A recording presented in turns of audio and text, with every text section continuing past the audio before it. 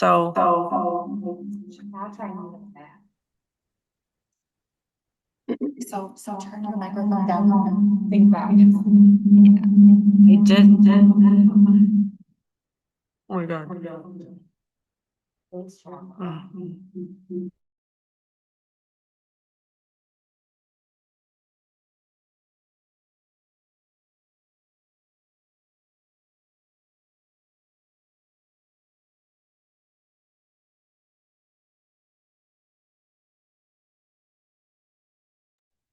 So don't talk under your breath about the presenter.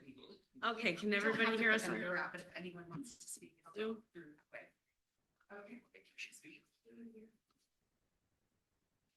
I'm sorry, I wanted to be like, greet you guys when you came. We'll go around and introduce ourselves. Okay, I turned down your volume.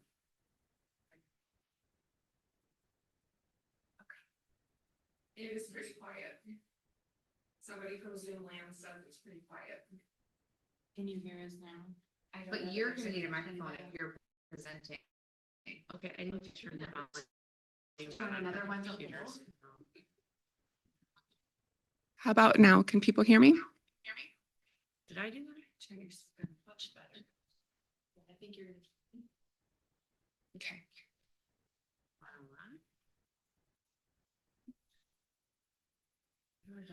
Okay. No, how do I turn your sound off here? You might have to turn it down. Never used the, I feel like I'm really taking challenge at the moment. There we go. That's down. And then. Hi, everybody. We still haven't heard anybody talk back. Can someone talk back? Kelly, Much better. Cornwell. Yes. Hi, I think. But Hi. oh, Hello. perfect. Thank you. No problem. I'm a talker. I thought we already had our talker here. You do. I'll be quiet on this end. Okay, thank you, everybody, for your patience. And we're gonna begin. So my name is Marla Quinn, and I'm with ECIA in Dubuque. And ECIA has been around for over 50 years. We celebrated our anniversary last year. And I don't know how many people are familiar with ECIA, but I always like to tell them, you know, a little bit about ourselves, even though we do a lot of things. But we serve a 5-county region, Cedar, Clinton, Delaware, Dubuque, and Jackson counties. We help communities essentially with things they don't have the time for. They know how to do, but they just don't have the time for, or they don't know how to do it, and they don't have the time to learn how to do it. We are there to essentially help them with projects that come up out of their daily scope of running a municipality. And we also help nonprofit groups with fundraising, with grant writing. And I had a couple of requests come in from Clinton County, essentially like, hey, we want to learn how to write grants. And what perfect timing to do it during a government shutdown. But we're not going to be shut down forever. Oh, what happened there? Anywho, I've been with ECIA for 23 years, started out as a secretary. And then we got a grant writing contract from Clark University. And they needed somebody to write grants. They didn't want to hire a position. So that was our first grant writing contract that we ever had with a private group. And I've been writing grants for about 20 years now. And I'm also a community coach for 6 active communities. Oh, they can't see you. They can't see me? No. They don't really need to see me. Someone just asked who was talking because they can hear you, but Yeah, they can't see and I you. just You're made it just out big of the screen. Oh, am I out of the camera? There you are. Now you're in there. Hi. I know, I wore full makeup today in a new outfit, so. Okay, anyway, enough about me. I do other things besides grant writing. I'm a community coach, city code updates. I convene the city clerks and whatever else comes up. We're going to start with introductions. My name is Katie Folks. I Work for the Jackson County Hospital Foundation, but also personally, I'm involved with several organizations in Macokota with kids and family and such. So I'm Megan Ganzer, and I am the city clerk for Wheatland and Dixon, Iowa. I'm Sarah Beck. I'm the city clerk for Goose Lake. I'm Lori Lakey. I'm from Wheatland, Iowa. And we represent the Hometown Pride and Lions Club. I'm Steve Railing and with the Kalmus Wheatland Hometown Lions Club. Samantha Berglund, director at Mount Pleasant Home. That's in Dubuque. Yeah. Shauna Tegler, I am the office administrative assistant for the city of Comanche. Yes, I work with Tony. I am Trisha Wagner with ECIA, and I am here on behalf of USDA and the grant that we have through them for Rural Community Development Initiative, which is partially funding this today. And I'm trying to run the Zoom. She's my tech support. Zoom people, could you please introduce yourselves? You'll have to mute yourselves too. Hi, I'm Stephanie Sagers with Macokota Art Experience and Macokota Betterment Corp. Hometown Pride. Hi, I'm Lene Birkin with Jackson County Community Services. My name is Kelly Cornwell. I'm the Rural Services Coordinator for the Riverview Center. We're a sexual assault advocacy center. We have offices in Delaware and Dubuque County. And I also will be talking to the city clerks next week in Piasta. Hi, Kelly. Hi. I'm Courtney Hickson. Well, this is hard. You guys should tell us who should go. I'm Courtney Hickson. I am a regional manager with Life Connections. We have offices kind of all over in Eastern Iowa and some in Central, but I am over the Dubuque, Macokota, Bellevue, and Cedar Rapids locations. I'm Gabe Gluba. I'm the district social worker for the Clinton Community School District full-time, and then I do some part-time work with the Area Substance Abuse Council as their Clinton residential director overseeing the King House in Clinton, Iowa. Popcorn. There's a popcorn, I guess, introduction. It was something I just learned. I'm John Paul Warchiniansky. I'm a stand-up comedian, and like your introduction said, or advocate, whatever, and I am exactly what you said. I have no idea what I'm doing. I'm too busy, don't have the time to do it, and I'm here to learn how to do it. Thank you.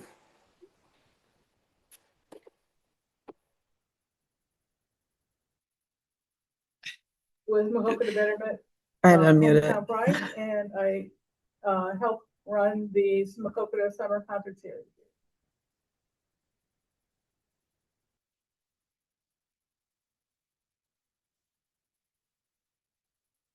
Is that everybody?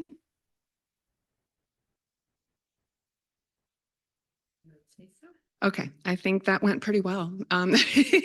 So this picture here, a group of us from ECIA went to the Iowa League of Cities conference back in September, and they had an all sports theme. And these two ladies dressed up as the ladies from a league of their own, and they were adorable. So we just had to get a picture with them. Anywho, moving right along, I just wanted to share my agenda for the day. If Trisha. The first item on the agenda is going to be grant writing for beginners. And I included a scavenger hunt because I like to have fun when I work. And you have to have fun, right, Trisha? Correct. And then there's going to be lunch for the in-person people. I'd say about a half hour for those on Zoom. I don't want to work through lunch. Then we're going to do a grant writing deep dive with the after lunch. Just delving into like the core sections that are typically in a grant or required in a grant. And then hopefully if we have time at the end, do a project description writing exercise. So just wanted to let everyone know how it's going to roll out. Also, did you mention the surveys? Oh, yes. So there's surveys too that you guys can complete afterwards or as you go. There's not many questions, I don't think. And I really just want to sit down if anyone cares. So before applying for a grant, Just say beep. beep. I typically like to get, oops, go back one. Oh, you're going forward. Oh, how? A bit, are there arrow buttons?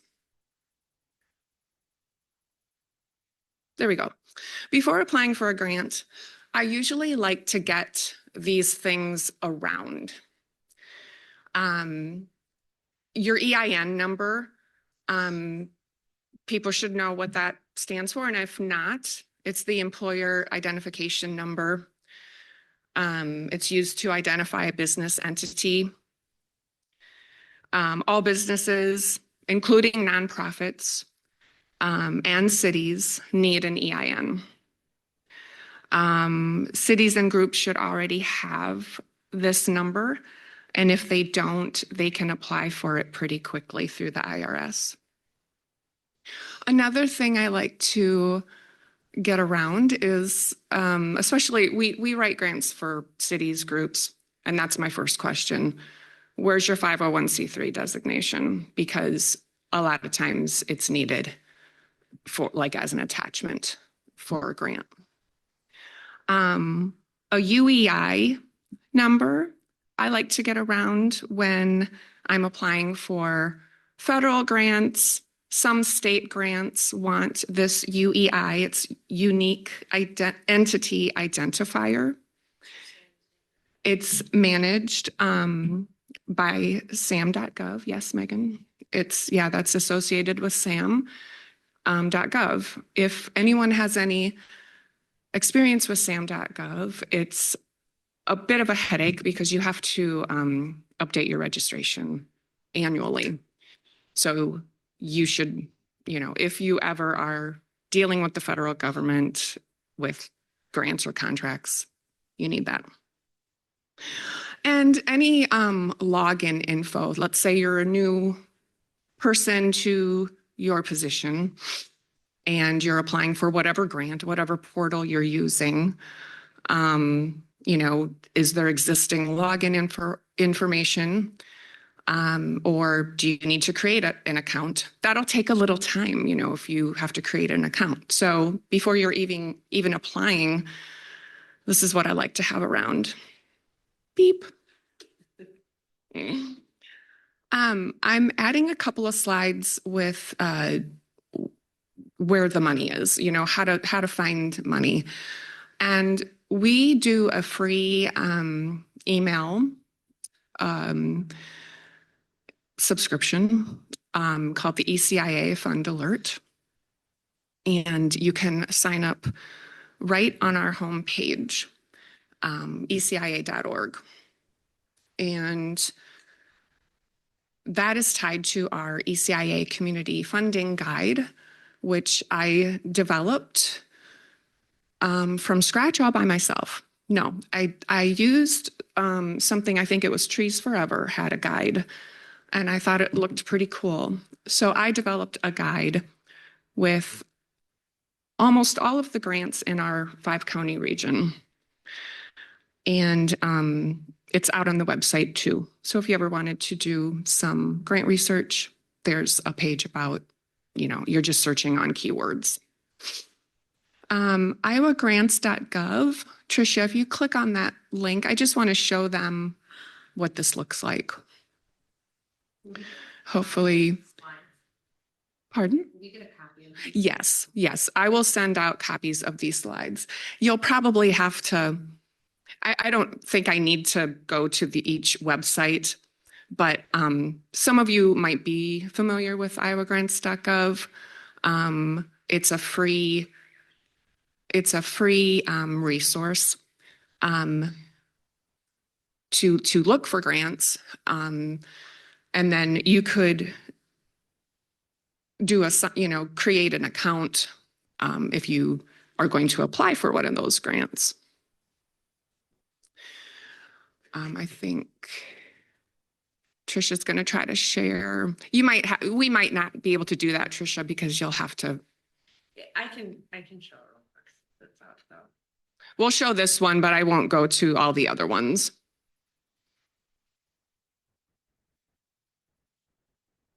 So there you shouldn't have to log in to see all their grants. Maybe I was wrong. No, there's a way to do it. Yeah. View current funding opportunities. Oh yeah, yep. Click on that, Trisha, view current funding opportunities. Left-hand side, where is that? Left-hand side, blue box. It's pretty big. So here's where like the CDBG grants are. The Community Catalyst grant is coming up. I know they've been doing workshops on that. Any state grants are going to be out here. And this is the same portal where you're going to use to apply for these grants. Another source that I've used in the past is grants.gov. And that used to be the portal for all government grants, but I think other agencies have spun off and done their own portals. Grants.gov is pretty easy to use. It doesn't, you don't have to have an account right away if you're just kind of looking. Iowa Grant Watch, we used to have that subscription a while ago, but me and others, we don't have a ton of time to research grants. Once in a great while, I will have a group that will pay me to research. But this is a good resource. I think it's about, $22 a week or $249 annually. This next one, Foundation Directory Online, not free. That's a little more expensive. That's going to have the private foundations on there. I'm not sure if there's any federal grants because there's a lot of big private foundations out there.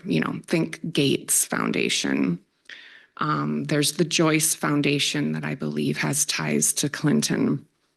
I've never tapped into big private national foundations before. But there's small local foundations. They might be on there too. Grant Finder is another resource that is fee-based as well. I could not find anything on pricing, but when we had it, it was around $1,500 a year.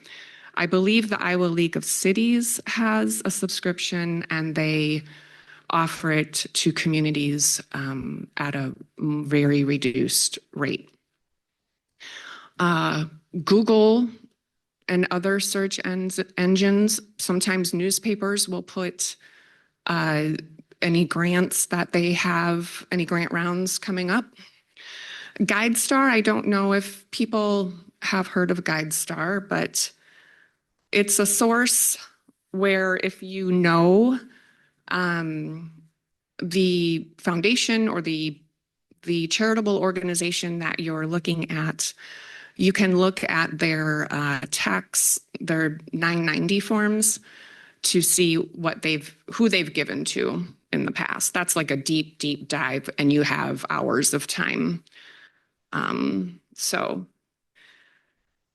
there's more sources. Beep.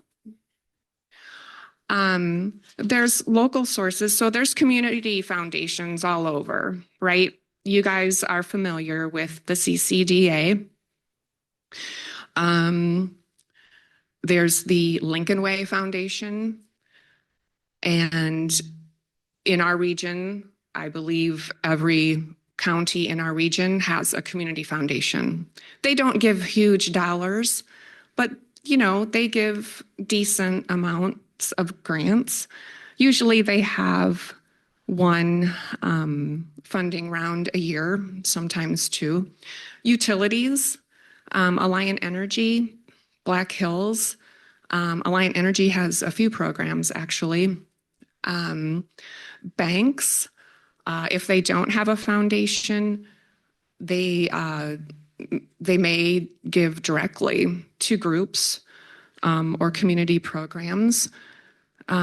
Businesses, a lot of businesses have foundations right here in DeWitt and Clinton. There's Casey's, ADM in Clinton has a foundation. Sometimes you can deal with the manager of a company, and they may have a giving program. Beep. So before you even begin writing a grant, and this is all from my experience, I like to figure out eligibility. Like who like, is it a 501c3 only? Or can a city be an applicant? And whenever you determine who's eligible, see what you need to like fulfill this requirement. You know, do you need that 501c3 letter?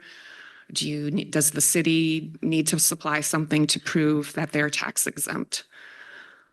And then also, I also like to think beyond, like who's going to administer the grant? And by administer, I mean fill out those grant reports.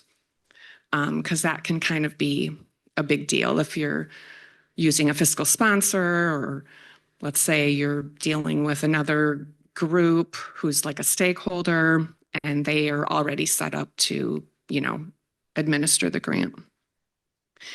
Does the project even have legs? And by legs, I mean, you know, if you're in the thought stages of a project and you don't have like where the project even is, or estimates or renderings, secured match, how your program is planned out. If you don't have all that figured out, it's not going to work. You probably aren't ready to apply. Can the project be completed within the funder's timeline is another thing. Like, do you have all of that stuff that I just said planned out? Then yeah, you're probably ready to apply. If the money has to be spent in 10 months, a year, 2 years. But it's something to, you know, think about before you start to write. And then who might your possible project partners be? You know, you might feel like, oh, I'm the only one writing this grant, but you might be working with an engineer, and they need to, if they're not already involved with the project, you need to get in touch with them because you're going to need things from them. And do they have the time to get you what you need? Do you have a local ED group that's a good partner that could get support letters? Do they have time? You know, just things to think about before you start writing. Beep. More things to consider. Do you have time to write it? I don't just do grant writing. So like I have to plan it all out on my schedule. Some of you might be one person, two person offices, and it's not easy for you to schedule your work or drop everything. So if you have a grant that's due in 2 weeks, especially if it's a federal or state one, then forget it. It's a planned out project. A federal grant takes a lot of time, more than a smaller foundation grant. Because you need to work with other people. You might need a city resolution. You need match documentation, support letters. You might have to create or get a project map, cost estimates. It all takes time. Is everything up to date? And I'm just thinking again about password information, your sam.gov registration, even though SAM is for federal grants. Again, if you're a new person coming in, where is that login information? Is the project sustainable? Again, it's good to kind of figure that out before you apply, because a lot of times the funder wants to know, how is this project going to be taken care of? Who's going to sweep off the pine needles of the pickleball courts, and it's okay to email or call grant program officers because it's their job to answer questions. And it's not a bad idea to pitch your project idea to them, to kind of get in front of them, essentially. Okay, we are ready for a little scavenger hunt. So I think everybody should have the Community Foundation of Greater Dubuque guidelines. It's just two-sided, and the Zoom people should have these too, correct? Yes, I emailed them out this morning. So I'm going to give you a few minutes to read these. Where are these for the Zoom people? I emailed them this morning. Trisha emailed them this morning. Oh, okay. All right. Thank you.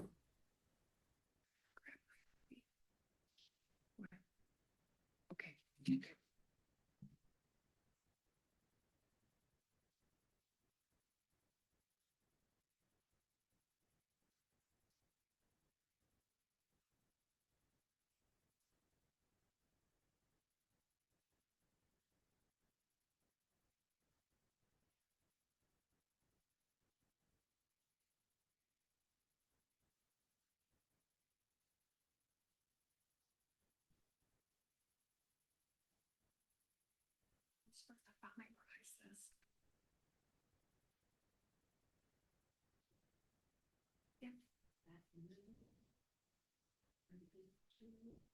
Is what?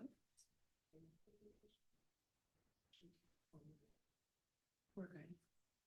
We're good for now.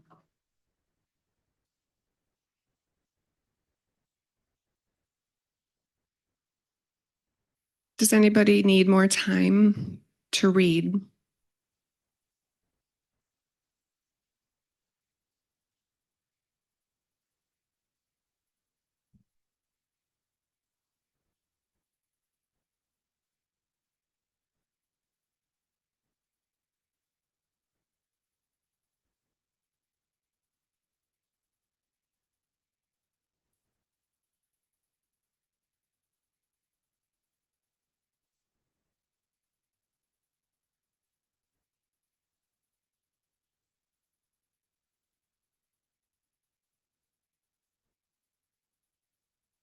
Good thing I didn't give you a set of federal guidelines.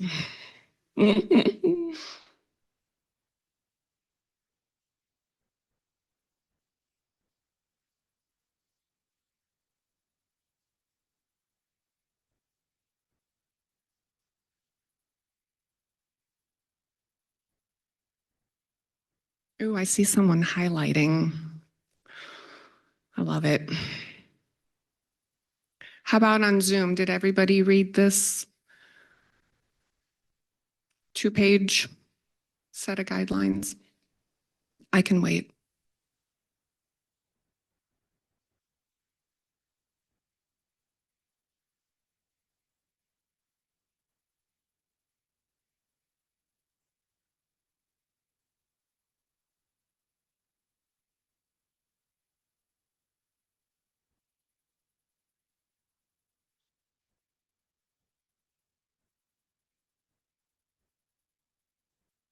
I have 2 different kinds of chocolate. One is sea salt and caramel, and one is extra creamy milk chocolate. And I hope the people on Zoom didn't hear me because I'll be jealous. Okay, are we ready to start our little scavenger hunt? Yes? Yeah? Okay. So it's just a little exercise in reading guidelines. Who can tell me, when will grantees be notified of their award? Who said that first? Sarah? Okay.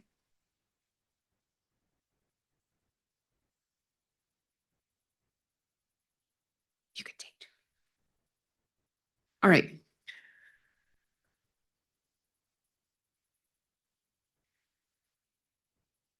What is the award range?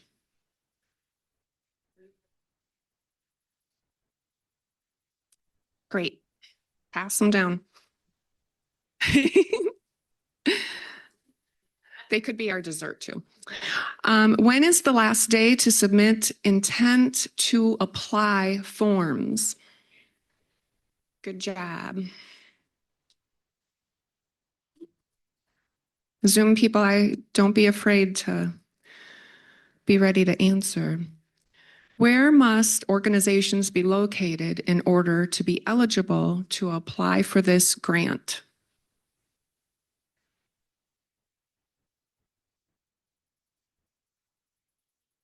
Clayton, Clinton, and Dubuque counties. Yep. Can a church apply for this funding? Yes. What is the person's name to contact if you have any questions? Yep. Just talk to her Monday. How long are the organizational videos allowed to be? Good job. All right. I just wanted to do this to just, like I said, to have fun. All right. Now, there was something else that should have been well, no, I don't think this was emailed.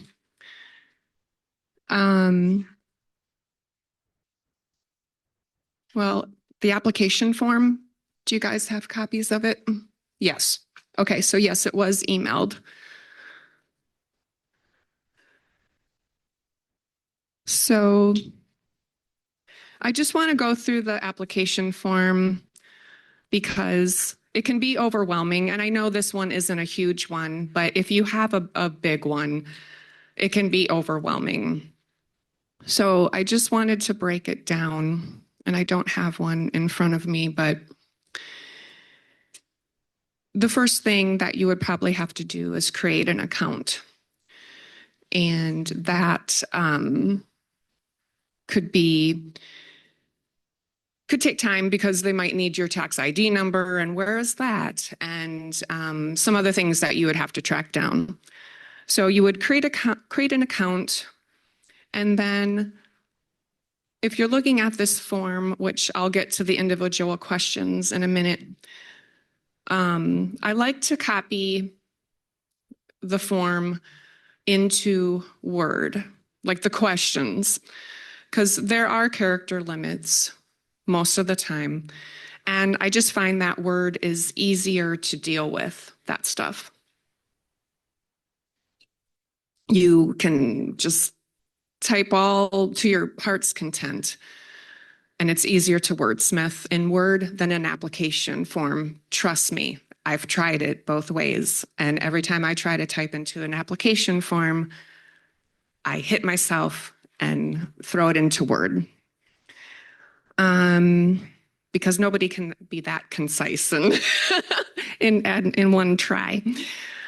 So anyway, this form, I believe, has like contact information at the top, and then some like yes, no questions.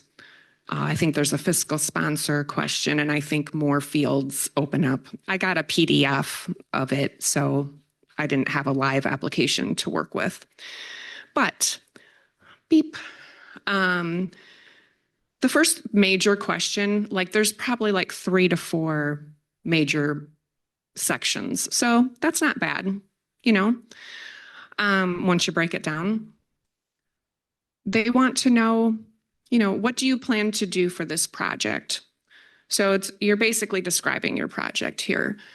The activities, you might, you know, well, of course, you would mention the project location, you know, even like it's Clinton County, in DeWitt, you know, you could list the street address.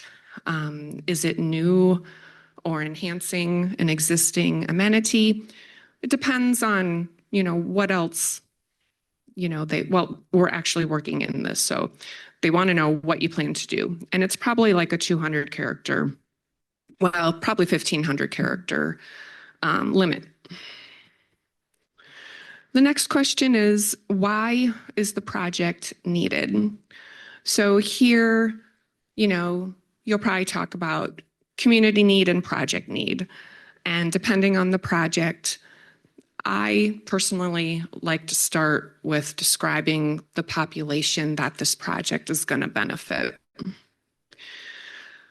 And I use like different poverty indicators, and I compare them to like state levels, like income, low to moderate income, unemployment, the free and reduced lunch rates are a good indicator to use. So I describe, you know, the community, the local conditions, and then I talk about the need for the project. Like, you know, if you're applying for something new that, you know, for example, a splash pad. Is there another splash pad in the county? You know, maybe you're going to be the first one to have a splash pad. Maybe your county only has one outdoor pool, you know, talk about that. You know, it's a new amenity to add to the county. And I'm going to get into more about the need for a project later and after lunch. The next question on this form, what is the intended results of the project? So here you would discuss, you know, what the outcomes are, what your product, you know, is, what are the outputs, ding. It's the next one. You know, what are the benefits? You know, just other things to think about as you are trying to answer this question. And I don't know, have you guys in Clinton County ever applied for the Community Foundation of Greater Dubuque? Did you know that this grant also funds projects in Clinton County? Yes, Megan, you did? Okay. Yeah. Okay. Some general tips that I've just discovered the hard way, the easy way over the years is I like to make a list of things that I need from others. Especially when you're working with an engineer. I don't know if anyone has worked with engineers before. I apologize if there are engineers on Zoom, but they are a different breed, and you need to give them a lot of lead time, and you need to follow up with them. Those are facts, okay? Something else on a list would be resolutions for match or resolutions for support. So you gotta gauge that with your city or a city's city council schedule. Other project partners who might be getting you letters of support, you kind of have to like have a handle on things you're farming out so you don't inadvertently forget to include them. Again, I had mentioned starting early because when other people are helping you, you need to give them enough lead time. Or if you're researching data, that can take a long time when you get into certain rabbit holes. Are you okay over there, Tricia? Oh. You also want to allow for technical difficulties. I think things are better that way, other than this morning getting ready for this. But I have had stressful situations where I wanted to submit a couple days ahead of time, but I just didn't have everything and something happened and I still submitted, but it was very stressful. So, and plus sometimes if you submit early, program officers will provide feedback. And that's not so bad. Another thing is the character and word limits. I know I'm probably over analyzing this, but it's easier to track the character limits, the word limits. It can be very tedious, but it's worth it in the end. And also, if there's time to have someone else read your grant, let them know of the character limits.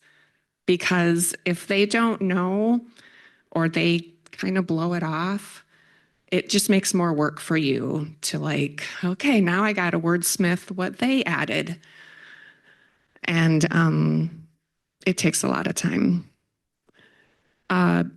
This last bullet, complete every section of the grant. I know that it's obvious, right? But sometimes like every section requires an answer. And even if that section doesn't apply to you, you have to put something because grant reviewers are just looking for, or that initial administrative person who's reviewing the grants to make sure they followed all, the margins and the font size. Or someone missed a question. They are looking for less grants to be reviewed. So, yes.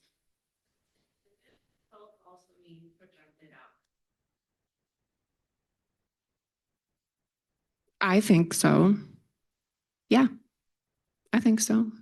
That sounds like a different way to say that. Yeah. I have more tips. Don't reinvent the wheel. Sometimes this happens at our agency because a lot of us write grants. We had a new person who was writing a grant for another community. And after she had written it, possibly submitted it, she was like, oh yeah, I did this and that. And I had to really look for different things. And I was like, oh gosh, I've written grants for this community for years. You could have come to me. It's the same, if you're new to the position, is this a project that's been in the works, there might be some existing language around, essentially, is what I'm getting at. Stick with the headings and other formatting requirements. This is where I'm talking about, if they say inch margins and 12-point times New Roman font, I don't like that font. I think it's boring, but you have to use it. You have to, if they require it. If they have section headings, just put them right in there. I like to keep like the section headings and the little directions while I'm writing. And then if there's a page limit, like right before I submit, I take out the directions. I like to have that in front of me, but I don't include it with the final grant. Have someone else read your grant. I used to do this a lot with our past executive director, and she with me. And it's good because it's someone who's not familiar with the project. You've been looking at this project and writing about this project for weeks, if not months, probably weeks, realistically.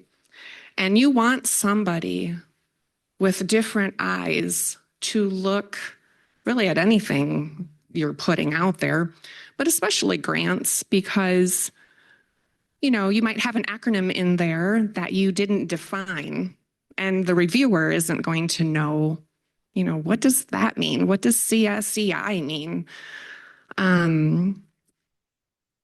Also, when I review grants, and I'm happy to review anyone's grant because it doesn't take me long, but something I do is if there's numbers like in a budget and then they appear in the narrative, I make sure they match, because that's kind of a pet peeve of mine. So anyway, if you there have time, have someone else read your grant. And if you're going to have me read it, give me like a day lead time. Complete the grant report. It happens. We all get busy. It happened with a community a while ago where they either didn't get the emails, they were out a lot, and they just didn't catch up on their emails. They didn't file the report. They didn't get the money, and they weren't allowed to apply again for this grant program. So it was a local grant. It wasn't a huge report, but still, you don't want to be like the bad taste in a funder's mouth, So anywho, so that's all I have for this first beginners session. Are there any questions?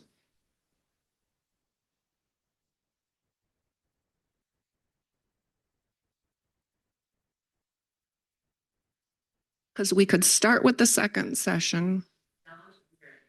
Lunch will be here at noon. Oh, so we have an hour. Okay. Are there any questions? Any clarification that I need? Do you want me to go back to anything? While we're waiting, Tricia, you could get the other presentation up. I don't know. We're just gonna get the second presentation up. I know I could have grouped it all together, but I didn't. So there.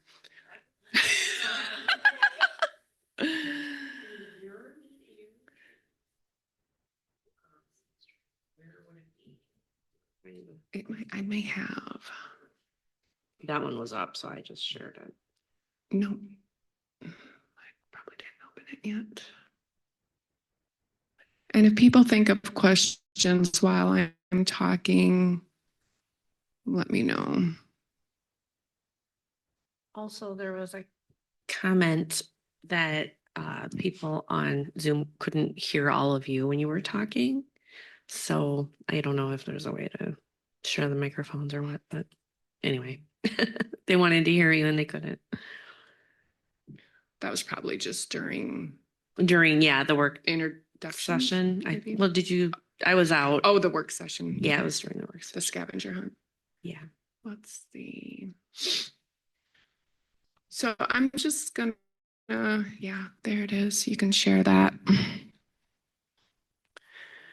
Jump right into our intermediate.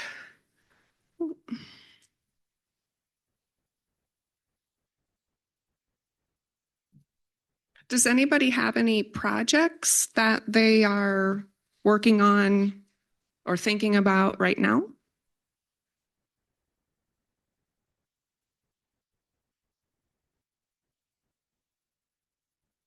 Not for the city, but I'm on the miles Hold on, let me.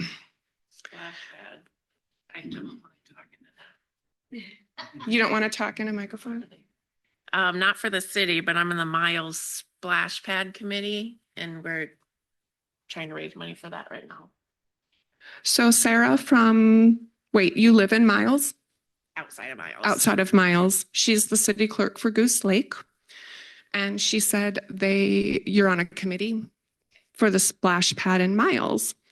And they've been working on that for a few years now. Year and a half. We did a park project before that. Okay, so they did a park project first, and that's where the splash pad's gonna be? Okay. Oh, yeah, because was it like getting utilities out to the park or updating some utilities? And now, what's the total project cost for the splash pad? 150,000, and then we need 50,000 to update the utilities and plumbing. So $150,000 for the So it'll splash be pad. 200,000 total. 200,000. How much do you have raised? 73,000. 73,000? That's awesome. That is spectacular. So has it been like grants or fundraising? Majority has been fundraising. Wow. That's A so lot great. of food stands.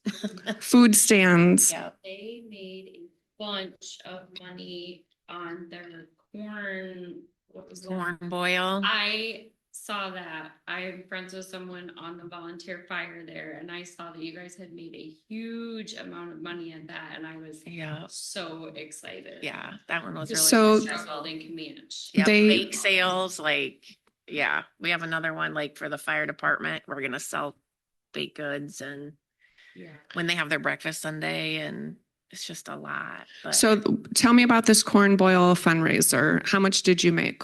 I actually don't have the figures with me. Was it thousands? I think it was a couple thousand. A couple thousand? Yeah. Mm-hmm. Yeah, and then we have a soup supper coming up on October 30th. Anybody wanna come to Miles for that? Miles, October 30th, soup supper. Otherwise, we'll do grill outs on Saturdays, and we try to shoot around $500 average each time. So they're doing lots of fundraising events in addition to writing grants. Yes. Because grants alone are not going to fund a project. You do have to put in the work and do those fundraisers. I think we all know this, everyone here. Yeah. Okay. We have a deep website, they have grants for parks and recreational, where there'll be a grant fund for those. Okay. And this is the grant on use the REAP grant. There's Alliance, REAP. Yeah, REAP. Okay. And that's with the grant. And then the utility company. Sorry, there's just little networking going on here. Zoom people.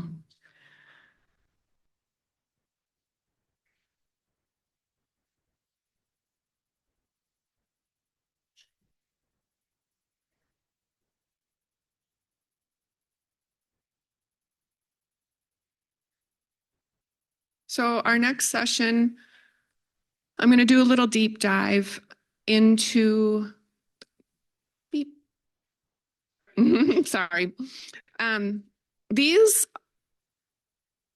sections are typically the main sections in some way, shape, or form that grant funders want you to discuss in a grant application.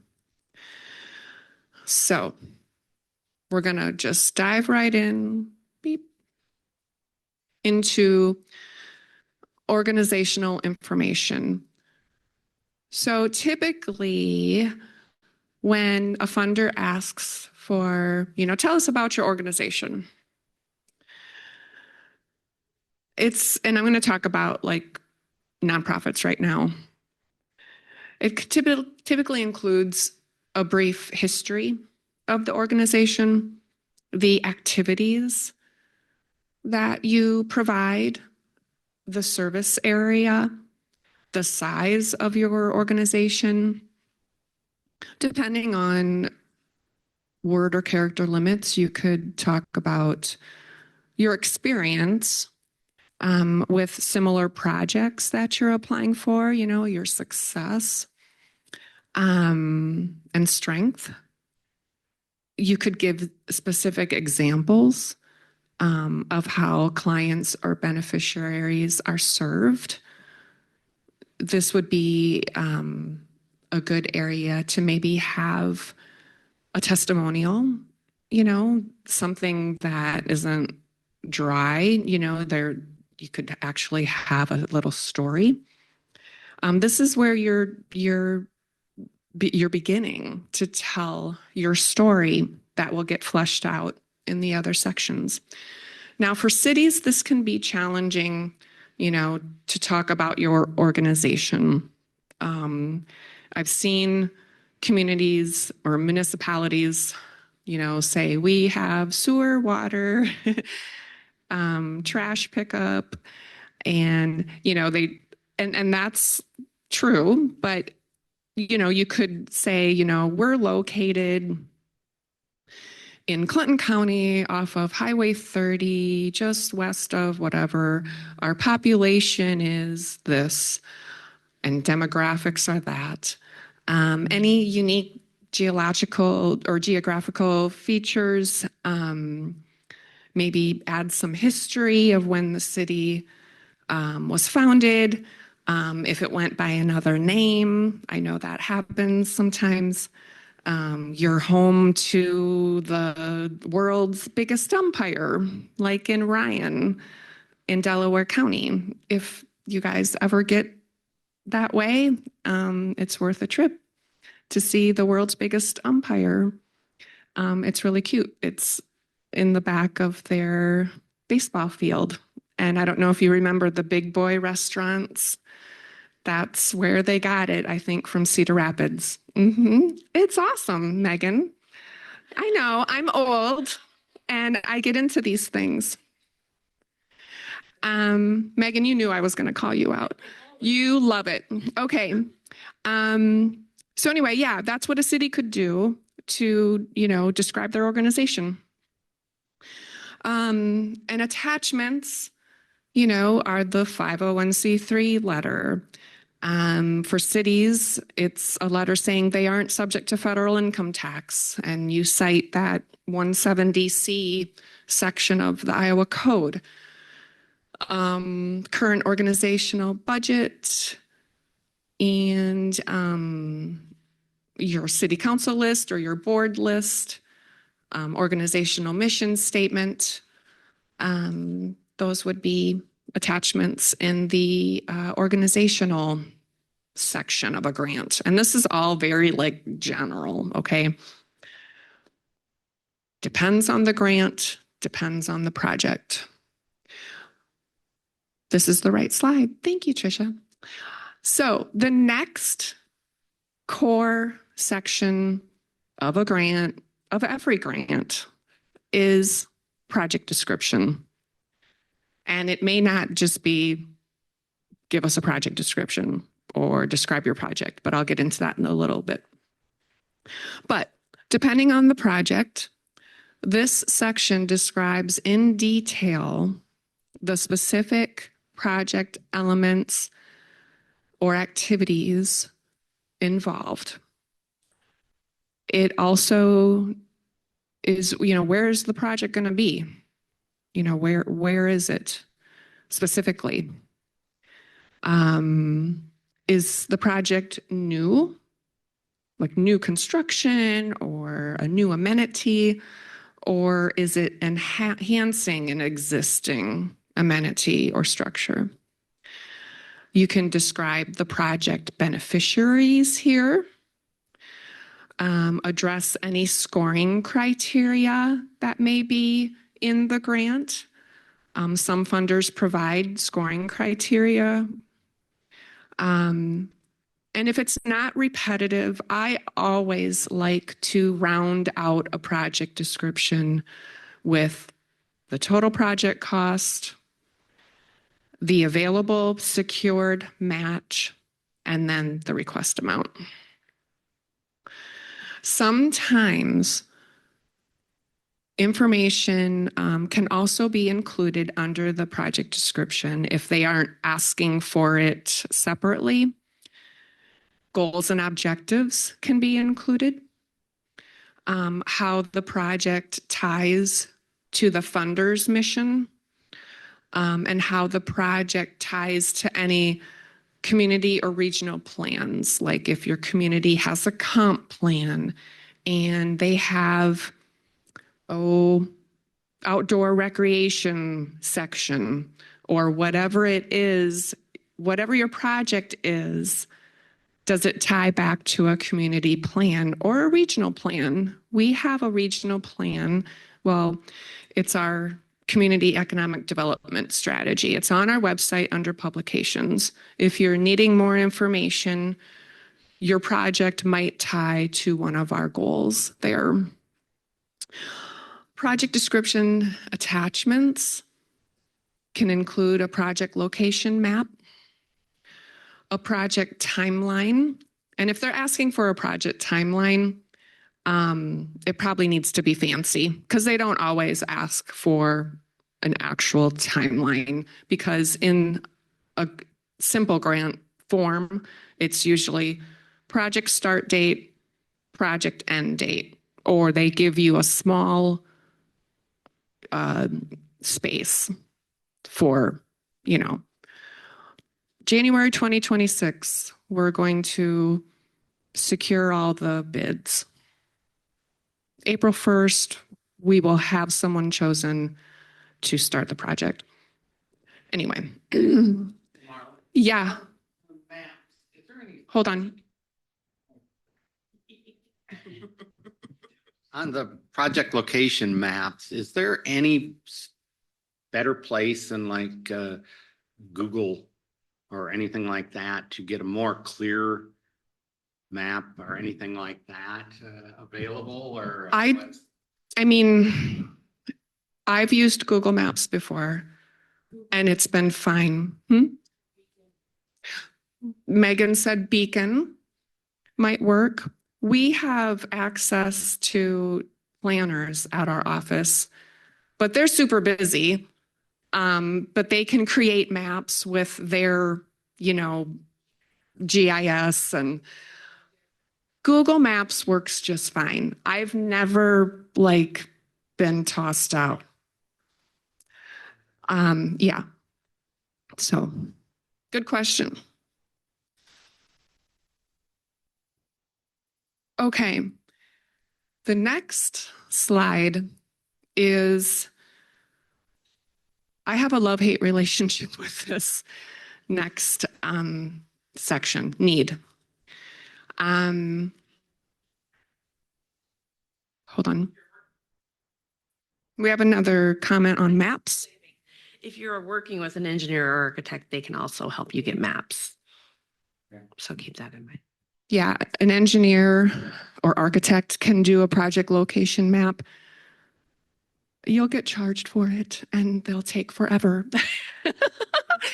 But they should have, if you're working with an engineer already, they should have that. Yep. Good comment. Okay. The needs section, in a nutshell for need, and again, they're going to ask it in different ways.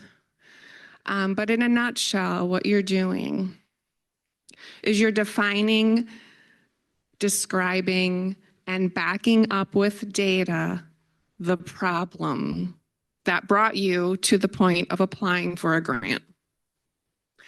And then at the end of your problem statement, you can introduce a solution or solutions. Just give it a little teaser. Now, federal grants require more data and evidence for this section than non-federal grants. It really depends on the grant. I most always start by describing local conditions. Like I mentioned before, the poverty level, unemployment rate, median household income, and how that compares to the state levels. I've even used census data, like if your community has shrunk by a significant percentage. I've used that to help describe the need. So I'm going to give you some examples.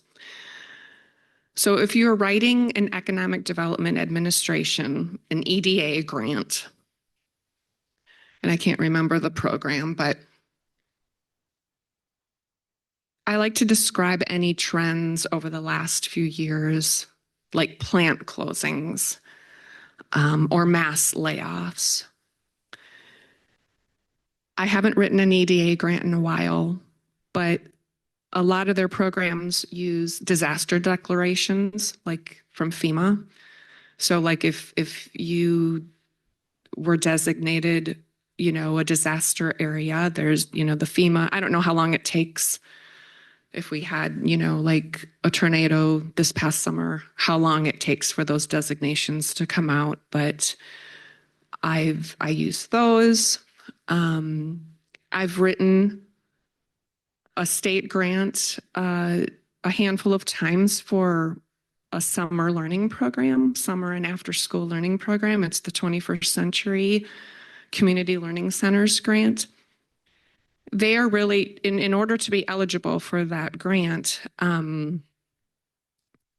your free and reduced lunch rates at the school need to be below, I think it's 40%. It could have changed.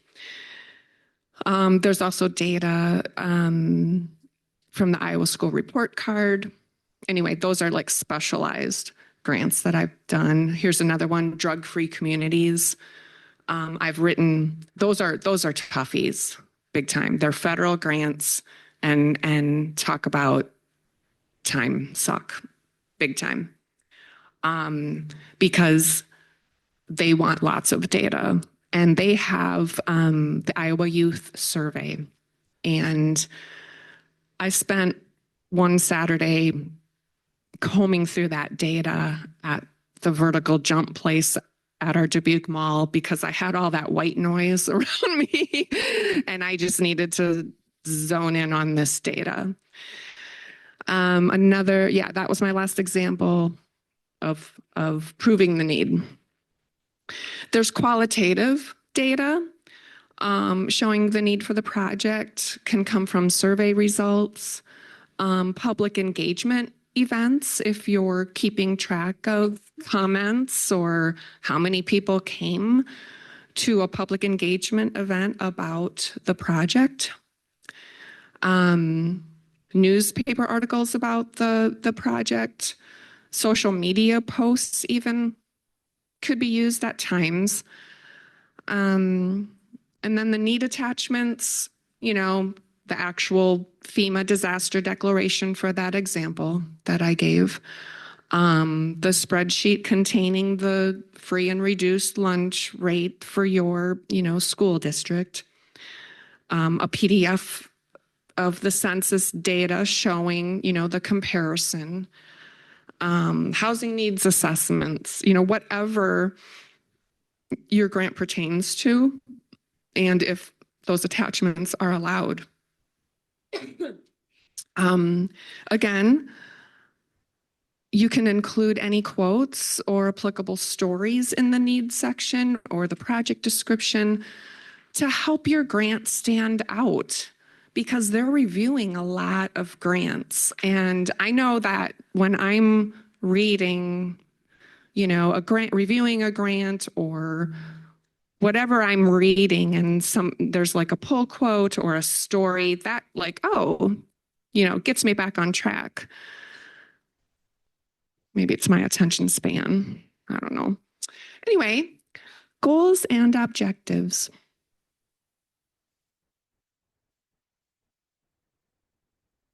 I used to have trouble with this when I was starting out, but goals are really just broad statements. And I love examples, so here's a few. Create more shopping options in Dubuque. Am I right, Tricia? And anyone else who has been to Dubuque. Make citizens feel safer. That's a goal. Build a splash pad on the south end of DeWitt. Reduce unemployment. They're not long statements. They're just, reduce youth access to alcohol. That's all goals need to be. Objectives are a little more involved, and they're measurable outcomes of the program or project. They're your promised improvements that you spelled out in the needs section. And again, here are some examples, because I love examples. The objection of the project is secure 2 new retail stores in Dubuque by 2028. Decrease the crime rate in the community by 5% by 2026. Build a new splash pad that primarily serves Census Tract 1 in DeWitt by 2027. Provide information to seniors at the 6 regional high schools about high-demand jobs that don't require a 4-year degree. By September 29, 2027, decrease the percentage of 11th graders who report their parents feel it would not be wrong at all to have 1 or 2 alcoholic drinks nearly every day by 5%. Yeah, that was that Drug-Free Communities grant. I don't think I have to write any more of those. And it's kind of a fun exercise to do if you're completely bored, but if you have a real project, to try to write some objectives. Next. Okay, of course, budget is another core grant section. And I don't know, how many seasoned grant writers there are out there, but this is kind of what I get going first, because I just have a running budget going all the time. I'm working on a grant for Maquoketa. I know we've got some Maquoketa people online. I'm working on the CAT grant for the splash pad in Maquoketa. And one of the first things I did was opened up Excel and asked, okay, how much money do you have raised? How much money is the city going to contribute? How much money is the county going to contribute? Because those are that's required for this grant. Because that helps drill down to what our ask is going to be. So for the budget, and I don't care if they have a form, I'll get to that later in my own process. I start out with an Excel spreadsheet. I also keep, these questions in mind. Are the activities feasible? with the funding available. What are the actual costs of the project? The activities, the actual costs from contractors. Are matching funds required? What percent? Like, what do they want to see? Could we go higher than the required? It's usually 20% across the board. But higher match may help you be a little more competitive. And how does, and what in kind? You know, and what's the value? You know, sometimes they'll give you a value, like it's $15 an hour for labor if you're going to do in kind match. How does the funder want to see that match documented? Usually it's just award notifications. If you've gotten grants, other grants for the project, they want to see that award notification. City resolutions, county resolutions. And again, you know, if they provide a template for the budget, use that. Don't change anything if they have it formatted a certain way. Okay. I was gonna say, being on the other side, because I've written grants and had people write in, when people use different formats, sometimes it's very easy to mess up. Like they might have asked for 5,000, but because the boxes weren't in the same order, we've messed up what we've awarded because it was misinterpreted because it wasn't the same. Or when we printed it, boxes weren't in the margins. And so we missed things. So sometimes you'll not get awarded because it wasn't correct the way that we printed it and whoever reviewed it didn't see it. So it is really important to do those things. It seems silly, but it is, there's a reason they do it. Thank you for that. Because I think people who don't write grants all the time don't understand my analness. But I'm pretty proud of that. My son is having a very minor surgery done in early November, and he had to talk to the doctor on his own. And I said, ask this, this, this, this, and that. And he's like, how do you know what to ask? And I'm like, because I'm a mom and I'm old and I'm very detail oriented. So anyway, and I know there's other ones out there like me. Okay. Yeah. Another question. For the end, you mentioned about like $15 for kind match for, you know, labor. What qualifies that? I mean, just anything like in particular, for instance, on our new walking path and I spent time putting, you know, dirt around the outside and kind of, you know, finishing it off, seeding it down, that type of thing. Now, is something like that yes eligible for in kind? Should I be keeping track of my time, or what qualifies for that? You really can't do any work before a grant is awarded.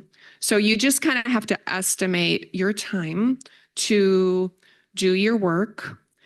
And sometimes they limit the amount of in-kind because you can't match it all with in-kind. There's got to be other sources and cash. Mm-hmm. I've seen like 25% top, like can be in-kind. So it's really, you're just estimating.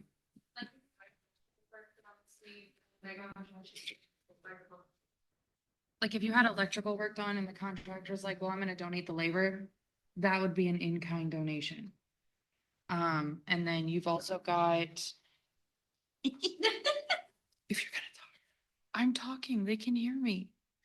If you've got other different donations, you know, like say Derek wanted to donate the concrete, that's an in-kind donation. Right. Cause I know Triple J did a lot of extra stuff for the Grand Mountain splash pad that was in kind, like there was like $5,000 or $10,000 worth of work that was done in kind because it was up over the budget. And that's how Triple J was like, we'll just donate this. So if you didn't hear Megan, she was talking about a certain project where different contractors donated their time. And that just leads me to, you know, if you've got a project that, you know, has aspects, you know, dirt moving or manual labor, just ask. You would be surprised the people that want to, yeah, we'll do it for free. Could we put a sign up, you know, that while we're doing it, you know? So it's wonderful that not all funders, but a lot of funders do allow that in-kind value. How about like going, the time you spend going to the visiting with the architect or the or engineer, Probably not. anything? Okay. Yeah. I wasn't sure how far Probably out not. that.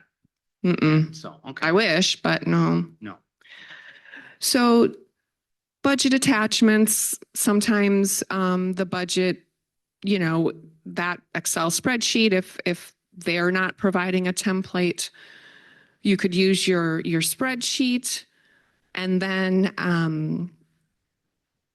the actual cost estimates, you know, the concrete, the fencing, the whatever contractor estimates after that spreadsheet could be attachments. And then also the match documentation, again, like a city resolution, other grant awards, project partners contributing. So,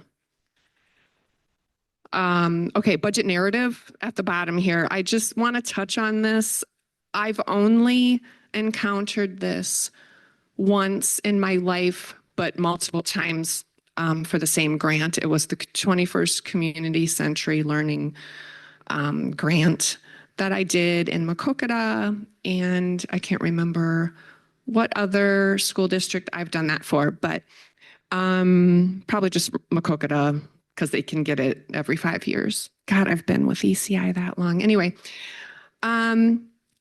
so some funders offer guidance on how to write a budget narrative, but it's just essentially like, you know, listing each line item of your budget and talking about, you know, what goes into that line item. Yeah, sorry, I was getting ahead of myself. And I think, yeah, so like final design could be a line item, construction might be broken down a bit, legal fees, indirect costs, you know, but again, it's rare that people or funders want budget narratives because I think it's kind of repetitive. The last core section that I want to talk about is evaluation. And it could also be like, how will you know your project's a success? You know, that means the same thing. So in my experience,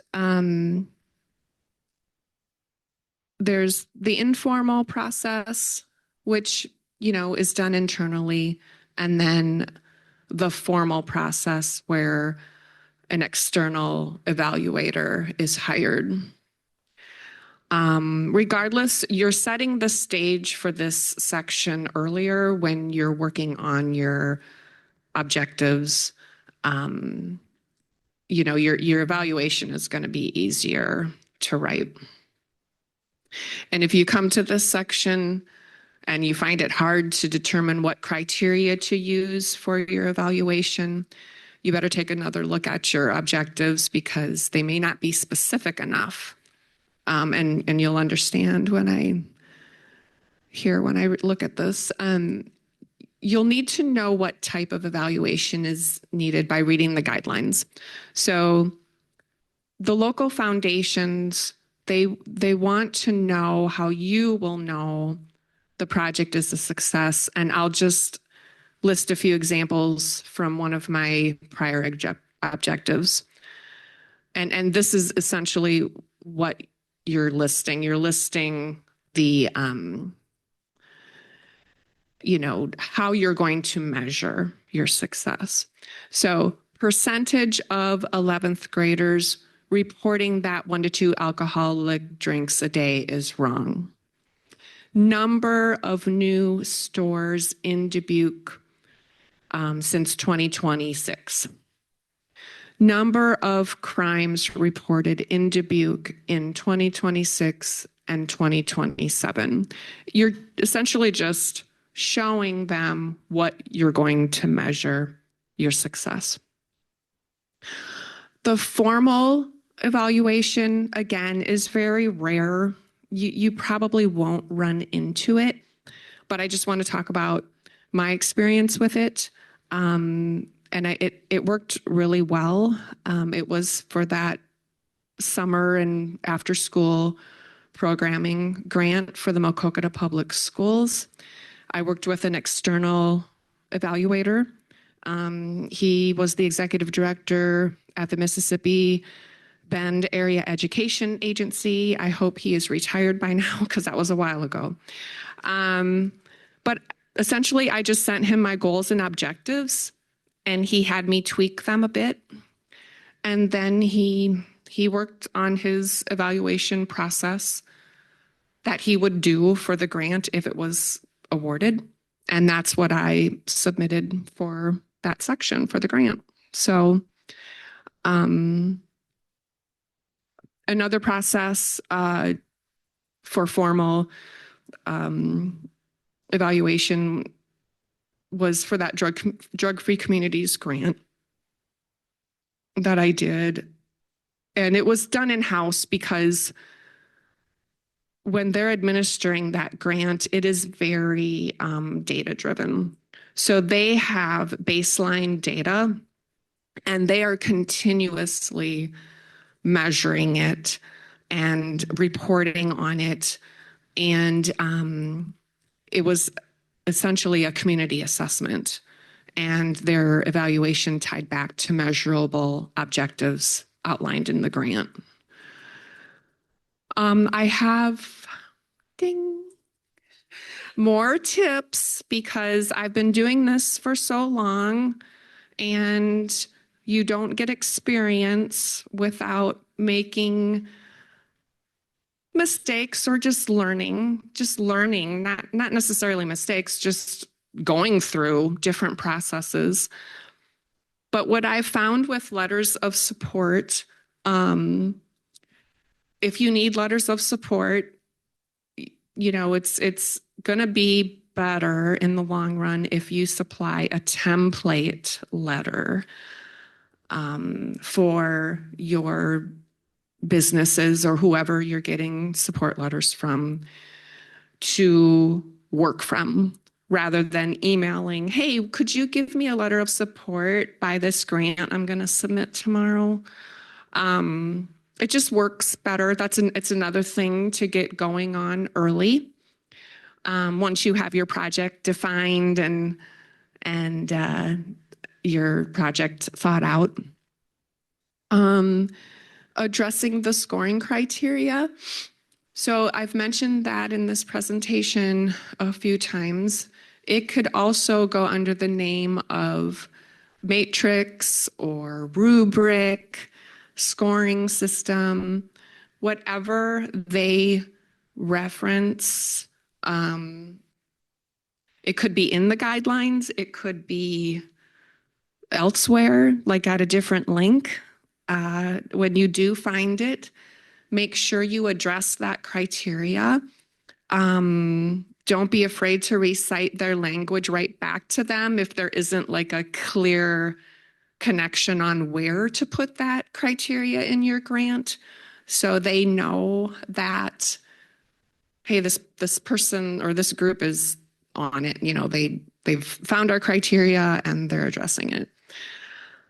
Another tip, reviewers' comments from a previous grant.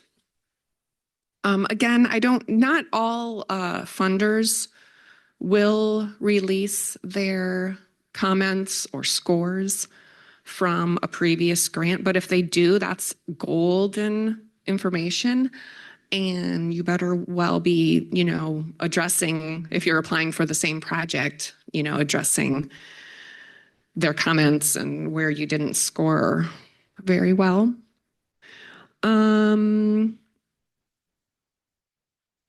Checklist. So some grants provide a checklist and it must be submitted with the grant. So, you know, don't overlook that. Or I like to create a running checklist, especially if I'm pulling information from other people. People are getting me information. I have to keep track of everything that goes into the grant. So I've got a running list on my calendar, basically, of, you know, things needed to submit this grant yet. Or I initially start out in the form of an email. This is what I all need from my project partners. And then it just comes back to, this is what I still need list. And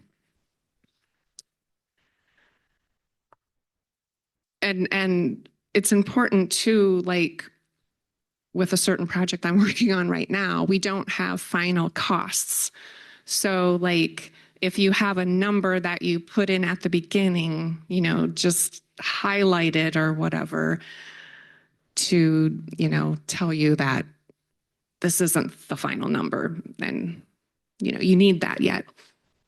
And of course, again, technical problems, whether it's on your end or the funder's end, try to submit early if you can to avoid those technical problems wherever they may be. Ding. So I have one more little exercise I would like to do, but before we do we have any questions from anybody? There was one from Sarah. She texted. So Sarah Jones Makokada. Wait, Wondering what use the microphone. Yep, sorry.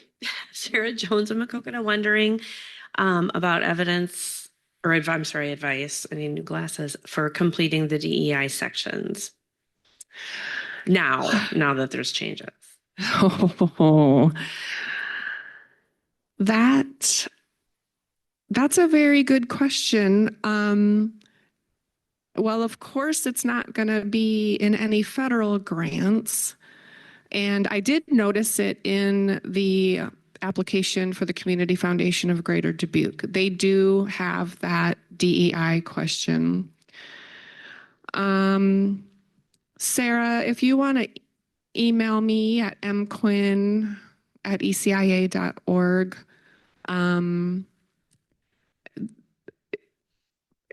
That's a hard question to answer. Like we have a canned answer for that, or had a canned answer for that, because we used to offer trainings pertaining to diversity, equity, and inclusion.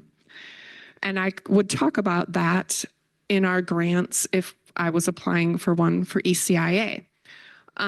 For cities, you know, they would have to be a little creative. Like you could say, you know, if it's a foundation grant, you know, no federal eyes are going to be on that.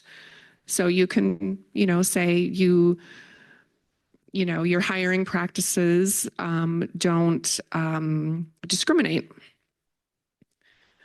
And then even if like your clerk or a staff person, you know, goes to any training, you could go there, but I feel like I'm not totally answering this question, and I would have to see what I've done for other communities, because I know that question has been on forms, and you do need to be a little creative. Best practice would probably be go to the federal website, see what they use, and use their language. Just to be safe. If it's a federal grant. Even if it's not, use the same language, because then you know you're good either way. You're not having to recreate it every time. Yeah, that's a good thought. Yeah, that's a good point. And actually, I just wrote a federal grant for USDA a couple months ago, and there was nothing in there. It had no question about it whatsoever. So my guess would be the federal website probably doesn't have much either. So you're probably just gonna, if that comes up, I mean, in a foundation grant, just answer it the best you can. And they're the ones asking it, you're just answering, right? Try search your website. Oh, yeah, you could search the funder's website and see what they have for DEI. Yeah. I also wanted to touch on, and I shouldn't, but there's no getting away from it, Chat GPT. So I was against Chat GPT for a while, and AI and all that. However, it's a good base. Like, if you are stuck, why sit there and be miserable for a half hour, and you've got writer's block. It's a good start, but don't use what is, spit back verbatim. Like, rewrite it, I've done it a couple of times for different sections that I've struggled to, I don't know what the economic impact is going to be for a piece of playground equipment, off the top of my head. Or I have just written out points, nothing final, and, said, make this more captivating. So yeah, I'm not totally against Chat GPT, but I wouldn't use it for your entire grant. It's also good if you're just trying to take, if you write the narrative in Word and it's way too many characters, you can plop that in and say, condense this to this many characters, and it will do it way quicker than what at least I can do. That's what I used it for too, is the character count when you're stuck on the character count, instead of, mulling over sentences, just plug it in and tell them how many characters in it. And you can still rewrite it if you don't like what they say, but then at least that's what you have to say in. Because that can be super time consuming. Right. Even when you said to have someone reread what you wrote, you can put your whole proposal in and ask it to summarize what my document is reviewing, and it will give you a clear and concise, so that okay, I've clearly stated my objective. I've clearly stated who my audience is, and it will summarize those things that are your core requirements for you to make sure that whoever else is reading it, because we go into it with so much passion, and we have this thought that we assume that when someone outside is looking in, they're getting what we're getting, but sometimes we don't give enough detail, or we forget things that having them re-summarize it for you, you might find that you've missed little pieces, and it shows you. I love that idea, because a lot of us are busy. I mean, it just seems we're in a busier world. And if there are tools out there to help us along, I'm all for it, for sure. Are there any other questions before we do a writing exercise?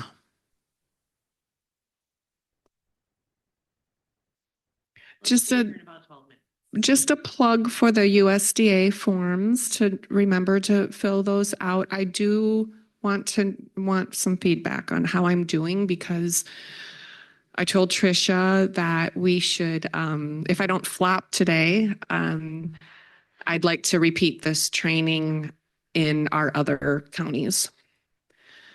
So if there's no questions, I would love to do, if you're willing to do a little project description writing exercise.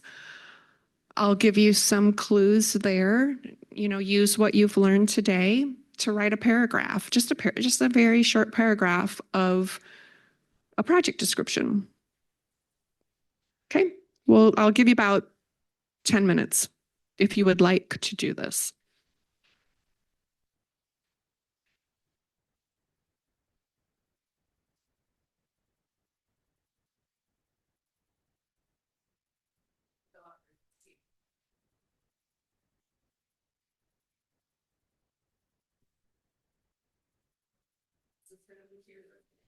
Yeah, it should be about 10 minutes. And then we'll resume at what time?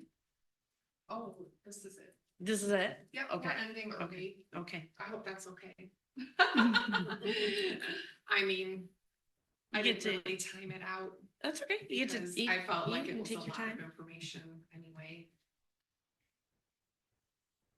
We're done already. Well, we're gonna do a writing exercise and have lunch. Okay. And talk about whatever Megan wants to talk It's time to go back to the office. about. That? I have to go back to the office. Well, you can ask a bunch of more questions if you'd like. I'm filling out a grant right now, So like, when you guys. that area. we did a project where we had an engineer come in and he did part of it. There was stuff that like our maintenance people were able to do. And they have an hourly rate, so then we were able to plug in their hourly rate, which is a lot less than the engineer's hourly rate to do the same thing. So it's not always $50 an hour, but we want to use, you know, what would it cost a city person to come and do this maintenance stuff that you did? Then that could be your hourly rate, that you did that work instead of someone who would normally charge $32 an hour. Okay. So we kind of make sure that the rate makes sense for them. Mhm. You don't want to underscore the work that you're doing. Mhm. If that makes sense. Mhm. Oh, yeah. Kind of buy certain pieces, upgrade. Right. And like, Yeah. I wasn't on the committee. Just on splash pad. We can shut down their place. Yes, for like 2 years, 3 years. Yeah, look at me. Wow, but Mama said it's cool mower. I'm trying to recreation something.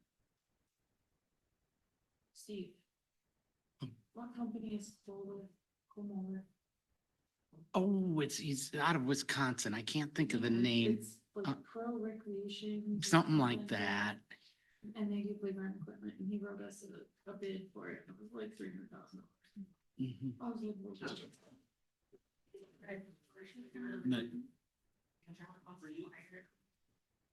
Was it the little kind of style? Was that the little kind of style? Because I didn't think I was doing. I can't remember what the name, game time, something. I don't know, I get them all. Just put it aside because of. Right, is there reason? That's your, last night I gave you the song. Just. To be the one that don't change. And I don't know.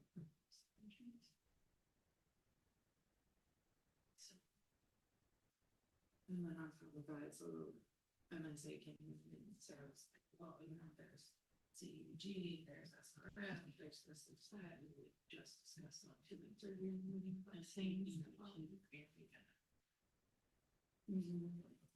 We just defined. So there is. I'm not gonna tell them. Pictures. Great.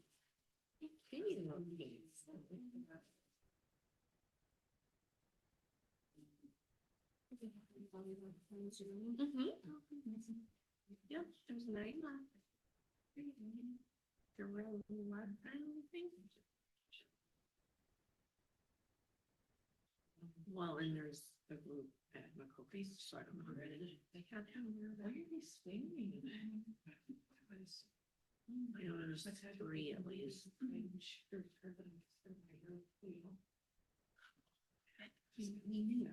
knew that. Okay, so you have it again. Maybe that. No.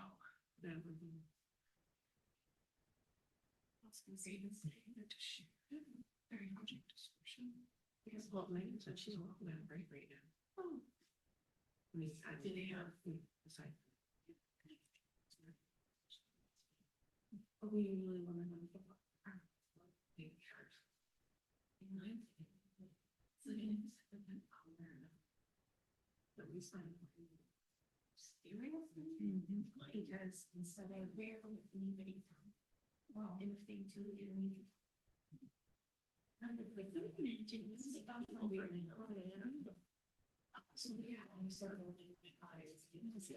We have a few people working on a project description. Is there anybody on Zoom who's working on a project description?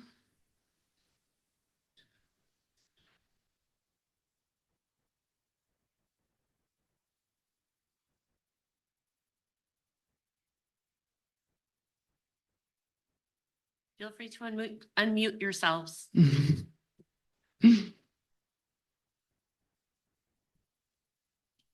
Oh, great, Stephanie. Because I'm going to have people share if they would like. And Stephanie, if you're ready, I think people are still writing here. A couple more minutes, and Stephanie, I'll have you share.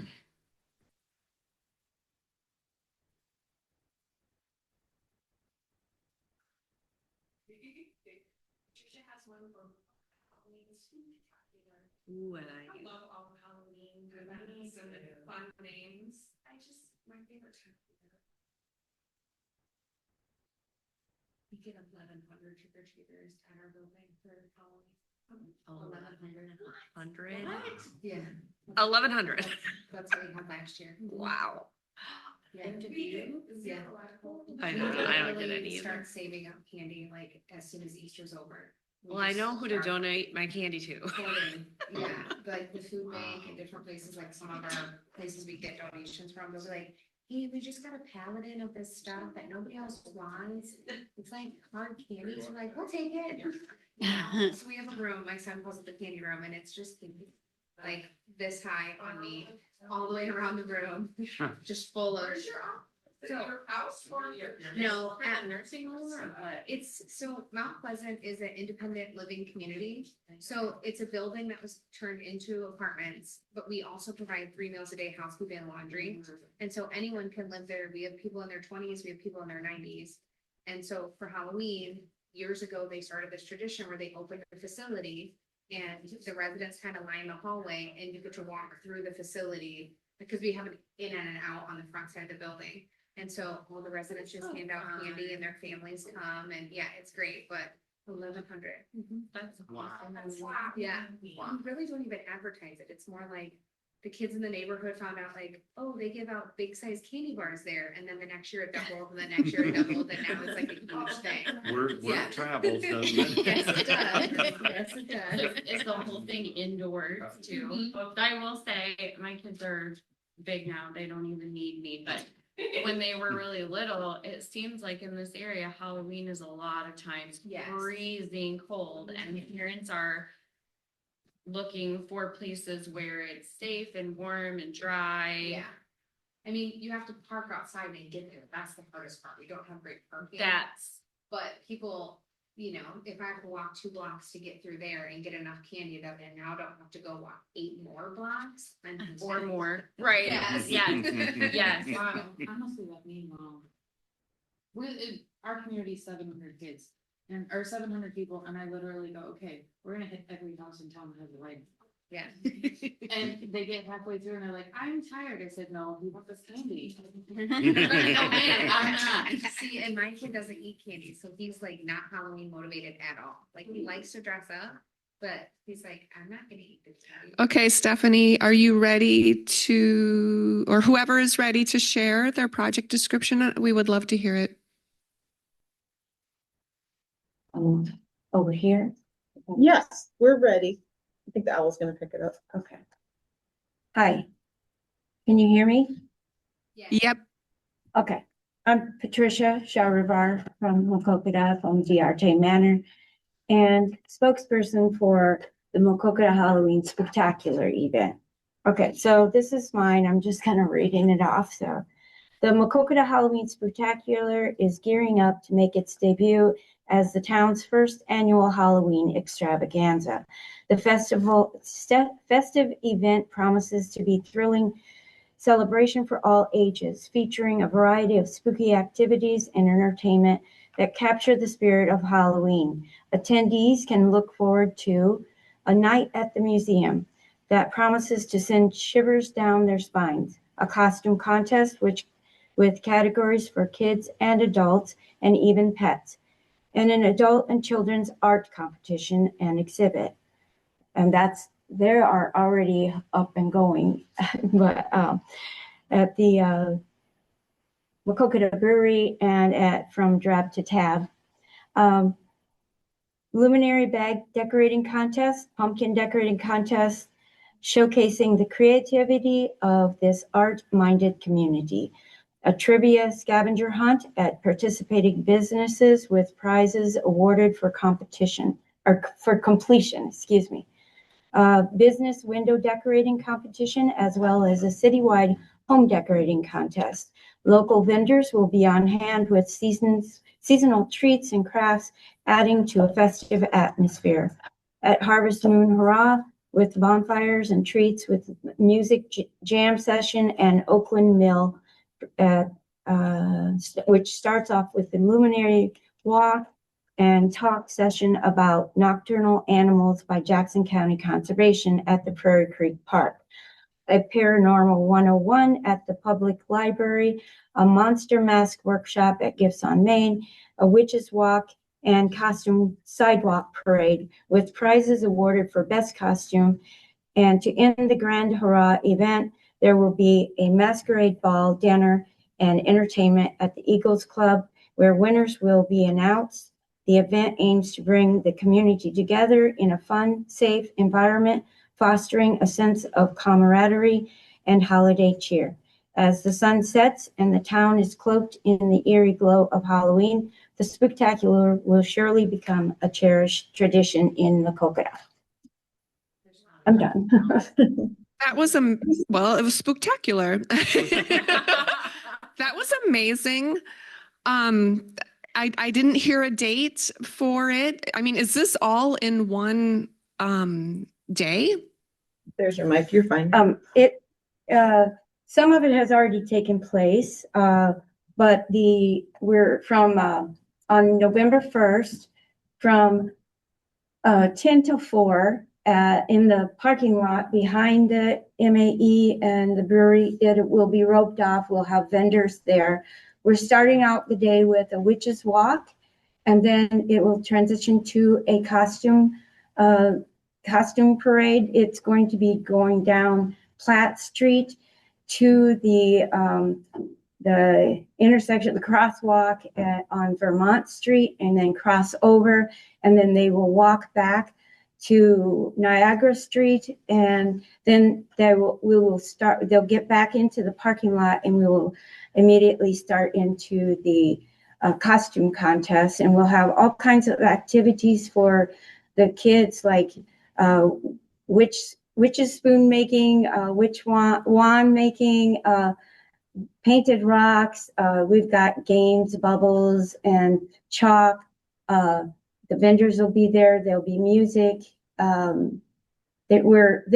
That ends at 4. Oh, they're also offering at the library. They can go and do color a page to make, a button pin, and then I also have someone that is. Hey, Stephanie, your battery is getting low. Anyway, someone who is doing yoga for kids at the library. Then from 4 to 6, there's going to be hearse rides at the Eagles Club. The evening for the adults, the costume contest is from 7 to 10 at the Eagles Club. And we'll have the costume contest. I have karaoke, which is my brother who does karaoke. And we also have Ken Lavella and Sad Boy. They created 2 songs for us specifically, and it's going to be their their debut, their rappers. We're offering a dinner, and we have all kinds of prizes and games and stuff for people to take part in. I'm going to try and plug in her laptop. Well, that all sounds really awesome, and it's a very thorough project description. If you were asking for a grant, I would just, I didn't hear the dates for these events, and I would add, the total project cost is, we have match of, and the request amount. So, yeah. Next year, I'm hoping that we raise enough money and I'm hoping, I did apply for an event application to do a parade, but I was hoping to have Eddie Munster, Butch Patrick come, and he had agreed to, but we didn't raise funds. We didn't really get started enough to apply for a grant, but he does cost a lot of money, but I think he would be an added bonus to it. The haunted house at the Clinton Engines, that's taking place this weekend, the 17th and 18th. It is really super awesome. They did an awesome job. They've got a kid-friendly one at the Clinton Engine Museum, and then over in the machine shed, they have a more scarier one. They have, I'll be sitting up there with a vendor booth trying to sell our tickets to the masquerade ball, and I'll be selling tumblers and t-shirts. And then they have food and stuff available.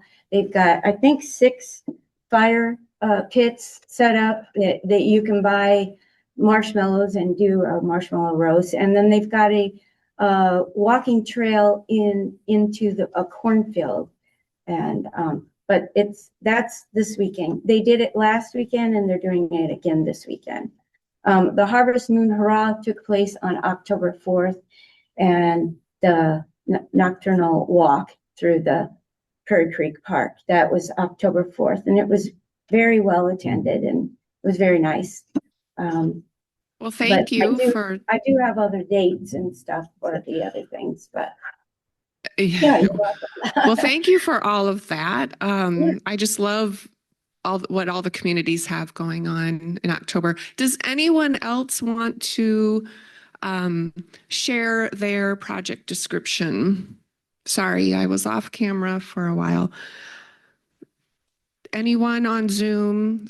I know I have some here that have written project descriptions. Does anyone else want to share one on Zoom?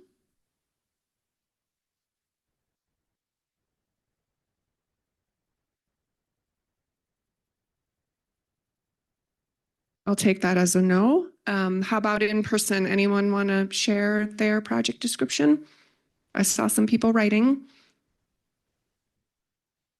Try, but I'm not totally finished. Well, okay, you can share your. Okay. The Comanche Public Library is seeking to expand and update the building as well as the resources within. This expansion will provide our entire community with new and better access to books, periodicals, computers, internet, printing ability, quiet reading and studying spaces, after-school programming, adult and senior programming, as well as toddler time curriculum. At the present time, the Comanche Public Library is small and in need of upgrades in order to provide these things to our community as a whole. In addition to upgrading resources and space, the expansion will include an addition to provide meeting rooms and reading nooks. All of this will include a picturesque view of the Mississippi River. The cost of this project at the moment, we're not sure because we're in the referendum process in November. So we have to get permission to seek the money first. But the cost of the project is estimated to be between $5 and $7 million if the referendum passes. So at this time, I just wrote in the $20,000 number is what we are seeking. The community is also providing they're pledging. We already have, I think, $40,000 in written pledges should this project go forward. Very good. Anybody else want to share a project description?